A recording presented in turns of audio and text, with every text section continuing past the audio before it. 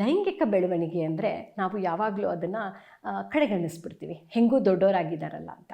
ಆದರೆ ಇಲ್ಲೂ ಒಂದು ತಪ್ಪನ್ನು ನಾವು ಮಾಡ್ತೀವಿ. ತಪ್ಪು ಅಂದರೆ ಸಂವಹನದಲ್ಲಿ ತಪ್ಪಾಗುತ್ತೆ. ನೋಡಿ, ನಾವು ಅಡುಗೆ ಎಲ್ಲ ಮಾಡಿಟ್ಟಿರ್ತೀವಿ, ಅದನ್ನು ಬಡಿಸುವಾಗ ನಾವು ಆರಾಮವಾಗಿ ಬಡಿಸ್ಬೇಕು. ಹಾಗೆಯೇ ಮೌಲ್ಯಗಳು.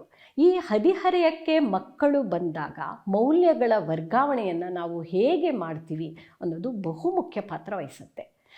ಪಾಯಸದ ಅಡುಗೆ ಮಾಡಿಬಿಟ್ಟು ನೀನು ಇಷ್ಟು ಕಡಿಮೆ ಮಾರ್ಕ್ಸ್ ತೊಗೊಂಡಿದ್ಯಾ, ನಿಂಗೆ ಅಷ್ಟು ತಲೆ ಇಲ್ವೇನೋ, ನೀನು ಈ ಥರ ಸ್ವಿಮ್ಮಿಂಗ್ ಕಾಂಪಿಟೇಷನಲ್ಲಿ ಹೀಗೆ ನೀನು ಸೋಲೊಪ್ಕೊಂಡು ಬಂದುಬಿಟ್ಟೆ ಈ ಥರ ನಾವು ಬೈದಾಗ ಮಕ್ಕಳಿಗೆ ಊಟ ಮಾಡಬೇಕು ಅಂತ ಅನಿಸೋದಿಲ್ಲ.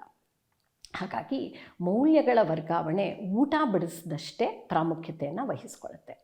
ಸ್ನೇಹಿತರೆ, ಈ ಹದಿಹರೆಯಕ್ಕೆ ಮಕ್ಕಳು ಬಂದಾಗ ನಿಮ್ಮ ಸಂವಹನದಲ್ಲಿ ನೀವು ಎಚ್ಚರಿಕೆಯನ್ನು ಇಟ್ಕೊಳ್ಬೇಕಾಗತ್ತೆ. ಏನು ಎಚ್ಚರಿಕೆ?